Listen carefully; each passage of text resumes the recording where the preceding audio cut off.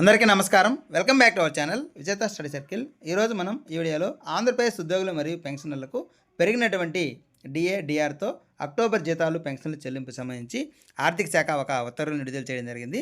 ఆ మెమో సంబంధించినటువంటి సమాచారం మన వీడియోలో వివరంగా చూద్దాం.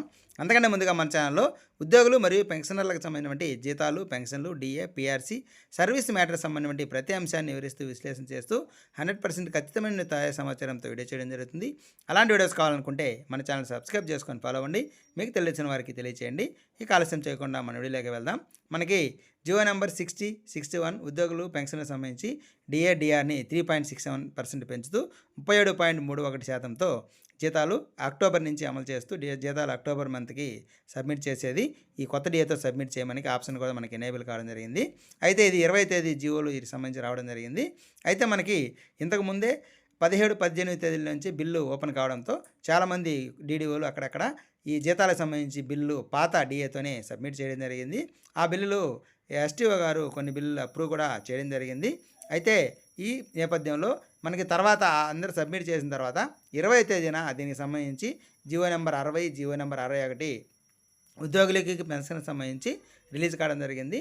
ఈ నేపథ్యంలో దానికి సంబంధించి బిల్లు ఏదైతే పెట్టున్నారో ఆ బిల్లుల్ని క్యాన్సిల్ చేసి మళ్ళా కొత్తగా రీసబ్మిట్ చేయాలని చెప్పి మనకి డిటిఏ వారికి అలాగే పిఏఓ వారికి మనకి గవర్నమెంట్ నుంచి ఒక ఉత్తర్వులు అయితే రావడం జరిగింది.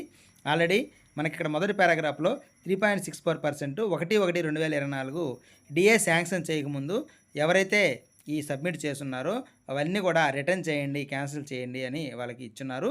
అలాగే సెకండ్ పారాగ్రాఫ్లో చూసినట్లయితే మనకి డీడీఓస్కి రిక్వెస్ట్ పెట్టున్నారు. వీరు ఖచ్చితంగా ఆ రిటర్న్ చేసిన బిల్ని ఈ కొత్త డిఏతో సబ్మిట్ చేయండి అని చెప్పి ఇచ్చున్నారు. ఇది ఈ ఉత్తర్వులకు సంబంధించినటువంటి సమాచారం.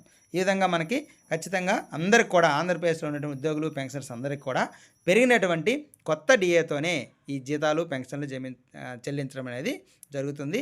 చాలామంది ఇప్పటికే బిల్లు సబ్మిట్ చేసి అప్రూవ్ అయిన వారు చాలామంది ఆందోళన చెందుతున్నారు. మాకు ఈ నెల డిఏ రాదు, అది అరియర్స్ కింద పోతుందని. కానీ అన్ని రకాల ఉద్యోగులకు పెన్షనర్స్కు ఒకే విధంగా యూనిఫామ్గా ఉండాలనే ఉద్దేశంతో మళ్ళీ ఈ ఆర్థిక శాఖ ఈ ఉత్తర్వులను జారీ చేసింది. కాబట్టి అందరికీ ఒకే డిఏతో జీతాలు వస్తాయి.